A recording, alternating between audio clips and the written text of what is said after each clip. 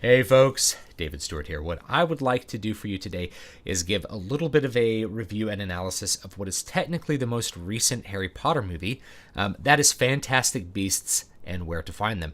Now, this is actually not part of the main sequence of Harry Potter books or movies, which started with Harry Potter and the Philosopher's Stone or Harry Potter and the Sorcerer's Stone, depending on whether you were in the United Kingdom or the United States, and ends with Harry Potter and the Deathly Hallows. This movie is actually a prequel to those, and it's based on a book called Fantastic Beasts and Where to Find Them, which is actually like a textbook that they use in the main sequence of books. But that book is actually, so the movie is actually not really based on the book. The book is really like a bestiary or bestiary of sort of magical creatures in the Harry Potter universe with some notes by, I think, some of the characters in the main sequence. This movie is actually a brand new story with the screenplay penned by J.K. Rowling, by Joan Rowling. That takes place as a prequel to that entire sequence back in the 1920s and follows the adventures of Newt Scamander, the author of the fictional author of Fantastic Beasts and Where to Find Them. So it's a little bit of an oddity, and for that reason, it's going to be interesting to try to find good points of comparison and kind of figure out where it fits with sort of what people are expecting. It's really difficult to have a good set of expectations going into this movie because we know it's part of the Harry Potter mythos, and so you're carrying in the expectations from those books and those movies. But it also delivers a lot of different sort of things, and depending on how you feel about those, you may like the movie or you may really dislike the movie. So it's kind of a crapshoot. Now, I'm not going to do my usual format of this video, by the way, of like review, then analysis, because it all kind of goes together as one sort of thing. Now, do I recommend the movie or not recommend the movie? I watched it on HBO Go, and if you have HBO Go and you have access to the movie, then I'm going to recommend that you watch it if you're if you're a film fan, if you're a student of film or you're a student of stories, or you're just interested in seeing what a different sort of production can deliver to you in terms of effect. Because the thing that's most interesting about this movie, and I think makes it worth watching if you have access to it, I wouldn't necessarily say it's a good movie. I'd say it's probably right in the middle. It doesn't like fail completely, and it doesn't completely succeed either. There's successes and failures within the movie. But the reason that I think it's watching is because it doesn't fit a lot of sort of your traditional formats for a movie. Which is like most Hollywood movies these days are really, really heavily based on this beat sheet that you can find in Blake Snyder's Save the Cat. And it's very, very obvious when they're following the Save the Cat sort of line when you're watching a movie. And this one actually didn't do that. So there's some good things and bad things about that. And I think this movie is actually a great example of how you're not always aware of all the multitude of things that go into making a movie that have to be working well and have to be working well together with each other in order to produce a good effect. The acting has to be good, the screenplay has to be good, the dialogue has to be well written, it has to be visually shot well, the cinematography has to be good, you have to have good effects if you're going to have an effects heavy thing, it has to be edited well, it has to be a good score, good production elements like costumes, and those things all have to be banging on all cylinders. And when they are, then you just say, well, that's a really great movie, and you don't sit there and think about every element of production. But when you can see that they're uneven even within a movie, then it draws your eye a little bit more, and you can think a little bit more analytically, which is actually kind of cool to me. So you may, I think, get a lot out of this if you're like a student of film or you're a student of a story. Now, I mentioned that the screenplay was written by J.K. Rowling. I don't know if she's written other screenplays. I don't think she has. So this is one of the things about a novelist writing a screenplay who maybe doesn't have a lot of experience writing screenplays, is that when you got like a book and you have like a bunch of prose that you can use to provide exposition and explanation to make things clear for the audience. That gives you a big pad. It gives you a lot of room to work with and make your dialogue not so hammy. So your dialogue can be very natural in a narrative, and you can rely on the prose to sort of put in all the pieces and contextualize everything as you're writing. When you're writing a screenplay, you don't get to do that. And so one of the problems with the screenplay, in fact, I think the main problem with the screenplay isn't so much the story that's written throughout it, but the fact that the dialogue, in a lot of cases, the dialogue and the way that things are shown is really heavily weighed on in order to provide things that happen later in the movie. J.K. Rowling makes really excessive use of what we call Chekhov's gun in this, where you show somebody something that you intend to use later on. So she shows people things that don't have a meaning when you see them, and then later on they have a meaning when they're used. And she actually did this throughout the novels, except in the novels, we tended to have a reason for these things to exist. And in the movie, we don't necessarily. There's a scene where the main character, Newt Scamander, shows this other character, this Muggle character, like some venom for no reason. And then later at the end of the movie, it ends up having use. But he's like, here's Chekhov's gun. And it's like, you just hand it off. Whereas in the books, you might have had that be part of their lesson. Like they might have had a lesson in herbology that would have produced this, or a lesson from one of their teachers that showed them about this. Or they might have used this item for some smaller adventure within the book, and then it would have been used later on. A great example would be like the polyjuice potion throughout the books, where it's used for one little adventure in one of the books, and then has a much bigger and more important meaning in one of the later books. And so that sort of sets up the use of an item later on to be like really, really important. So that's one of the sort of the main sort of structural problems with the screenplay. And then a lot of the dialogue has to do a lot of exposition. So the characters are saying things often that they already know for the sake of the audience. And if you're aware of that and you catch it, or you sometimes you feel like dialogue's a little awkward, like, I don't know if that doesn't feel very natural, chances are they're doing exposition through dialogue, which a lot of screenplays, or I should say a lot of movies, end up doing, because you don't have that prose to just sort of tell the audience how things are. You have to either show it visually or do it through dialogue.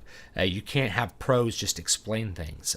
You can have a narrator explain things, but that often will not work, and that's not what you get in a lot of movies. So that's sort of the main problems with the screenplay. Other than that, I don't think the story was like terribly written or terribly executed, and I think overall the screenplay was okay.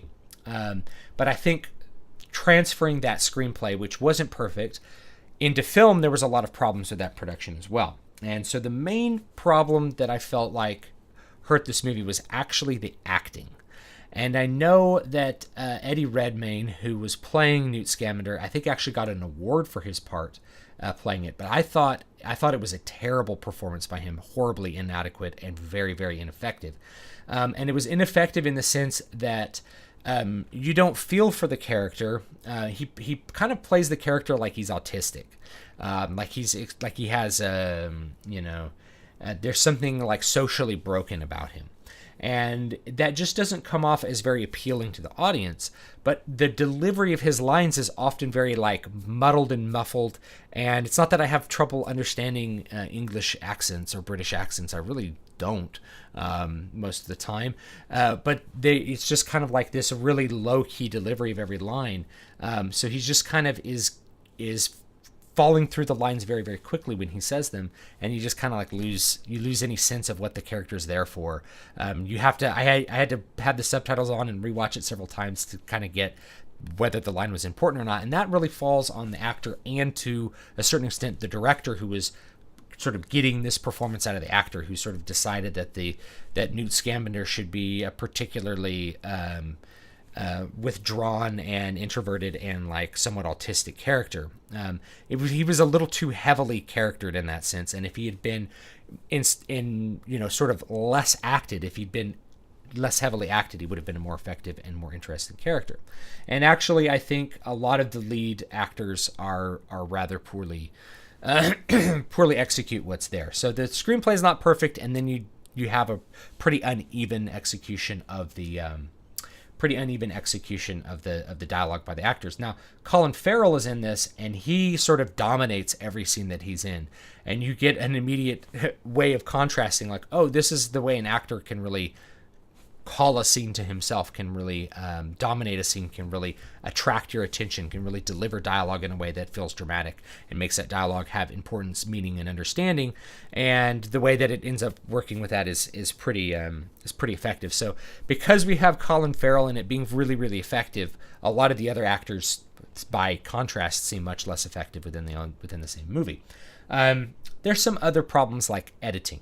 So usually I complain that a movie is shot a little too quick. In this case, the editing's a little uneven. In some cases, it's not cut quick enough, and in other cases, it's still cut a little too quick. So the editing's kind of off, and the pacing of the movie is going to feel a little off the entire time. Now, going back down a level to like the screenplay and the story, one of the things that I think is a big benefit to this movie is the fact that it doesn't stick to that beat sheet. And this is one of the things that I think are kind of make it worthy of watching, is that it follows a narrative structure that's more like a book, and therefore has a more slow development section in the beginning, and then sort of picks up steam and has a climax at the end. Now, in a book, I think that works well because you have the prose to really attract and pull in a reader. But in a movie, you tend to want to just kind of begin with action. And they do sort of begin with action. It's not that there's this sort of kind of weird scene at the bank with this wacky little echidna-looking animal trying to steal gold from the bank, which is quite, it has some like little slapsticky stuff. I think it kind of mostly fell flat.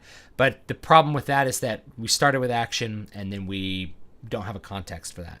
So we're not quite understanding why the action's taking place. And in a book, you can provide that context through the prose. But after that, we have this sort of long stretch of not a lot of plot events happening. There's a lot of dialogue and a lot of exposition, but we don't have a lot of plot sort of moving forward. We don't have the story kind of moving forward. We have like a lot of empty spaces. So it's a little slow. And that's because it's not following that standard like 3-act format and that 3-act beat sheet that a lot of screenwriters are familiar with. And that's kind of its strength, because that also makes the second and third acts, I think, more effective and less predictable. Even though the first act is a little bit slow, the second and third acts, it really picks up. So the movie's pacing and you feeling interested in the story, really about halfway through the movie you start to become actually interested in the story, rather than the other things. And that's also when they start to slowly pull you in and show you more and more sort of magic things, which I think overall is fairly effective. So that's some of the problems with that. Some of the good things about the movie include the creature effects. The creatures really are quite fantastic looking. They're all CGI. So if you're expecting practical effects, you're not getting those. But a lot of these you couldn't have done with practical effects and had them be effective and interesting and look good. So CG was necessary, and the CG looks pretty good. And overall, I think the effects are quite nice. Now, another thing about sort of the meta of this, I don't know if I mentioned it, but expectations are really important. And because this is a Harry Potter movie, even though it doesn't say Harry Potter on it, we're coming into it either we're really familiar with the source material of Harry Potter, the original material, and we're coming into it with the expectations of our experiences in 7 movies and reading 7 books. And this delivers an experience that's quite different from that, which can put people off or really interest them. So it depends on your relationship with that past material. Now, the other problem is that if you're not familiar with that past material, then this movie is not going to make any sense. This is often the problem with movies that are made later on, right? If you're watching like episode 7 and you haven't seen episodes 1 through 6, it's not going to make any sense because it relies really heavily on the exposition that's provided in those earlier movies, as it should. It's the 7th in a series, so it shouldn't really be thought of as something independent, nor should really this one. But the tone is so drastically different from those others, and the story format is so different that it's hard to take them as being sort of the same thing. And it's sort of hard to release your former expectations and look at this as something new, because there's all kinds of things that have no explanation, or whose explanation occurs in one of those other Harry Potter films or one of those other Harry Potter books. And in the film, they have no explanation. So there's them like apparating and disapparating, like appearing and disappearing all over the place. That would make no sense to somebody who hasn't ever seen any Harry Potter and has no idea what's going on. And it would not only that, but it's never explained in the movie directly. So you would be left going, I guess wizards can do this, but you never figure out what the limitations of magic are within the movie. And that's kind of a big story element, is that we're not quite sure. Newt Scamander comes off as extremely competent, almost like, I don't want to say Mary Sue like, but he's really, really good at magic. And you find out he didn't even complete his education. and other wizards are quite good at magic too. So we never have a great idea of like how powerful anyone is. We have we don't perceive any sort of upper power limit, and that becomes a slight problem as the movie goes on in terms of tension, is we're not sure who can do what or how much extra power they can add within a given scene to overcome a particular challenge. So that, I think that's a bit of a problem as well. Some other good things about the movie in terms of production, I forgot to mention costumes. I think the costumes are really good. I watched this with my wife, and she really liked the costumes. They're period costumes. They're 1920s costumes. They really nailed the men's suits, which are often gotten wrong in period pieces. Usually just slap suits on people that are like tweed or something, and they're like, well, that looks like the 1920s, but there's a little bit more than that. So there's definitely a lot of good focus on the costume department, and it looked good in that sense. The actors are all fairly attractive, but they're not delivering the characters as well as I would like to have seen them. Now, the other thing, I guess sort of the last big flaw with this, that sort of puts everything together, is that we have a big sweeping conclusion to the story that just kind of isn't well supported by the preceding events. It's sort of there. There's some really, like I mentioned, kind of excessive or gratuitous Chekhov's gun. It's sort of there, and we are able to kind of construct that the ending sort of happens the way it happens, but it's not very believable even within the world of Harry Potter. We just come to our suspension of disbelief kind of won't carry us over that last little crag. At least it didn't for me. And there's a couple of things that are done in the last few scenes, and I don't want to give away any spoilers, but when you see it happen, it's like, how would he know to do that, right? And then you see there's a resolution. It's like, why did he show this character that thing earlier anyway? When it happens, you're like, why did he do that? And then it has a use at the end. You're like, okay, but still, why did he do that? So there's a lot of these little things that come together in the, in the sort of final conclusion. And I guess one little odd thing I'll mention, and it's a point to talk about. They use the word non-mage all the time, and that rolls off the tongue like saying toy boat 3 times fast. And try that. It just doesn't roll off the tongue well. I don't know why they didn't say muggle. If I were producing this movie, I'd be like, we're not going to do this no-mage thing. I don't know why this is a thing. Everybody's coming to this. We know what muggle is. Everyone's seen Harry Potter. We're just going to use muggle. It's a good word. You could say it, muggle, muggle, muggle. No-mage, no-mage, just, he's a no-mage. How many no-mages? It's like, it's a really awful sounding word. And I guess one last little bit to talk about, and throw some controversy in at the end of this discussion. They have rather than having a Ministry of Magic, they have a magical Congress. And the president or whatever of this magical Congress in the 1920s is a black woman.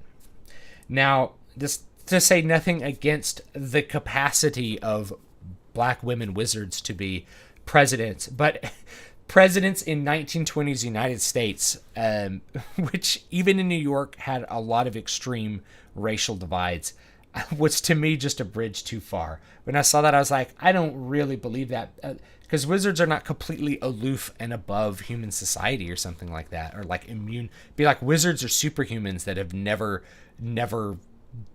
had a problem with race, or never recognized race, or never had prejudice or things like that. So when I saw that, I was like, that's a really, I don't think I would have done that casting choice.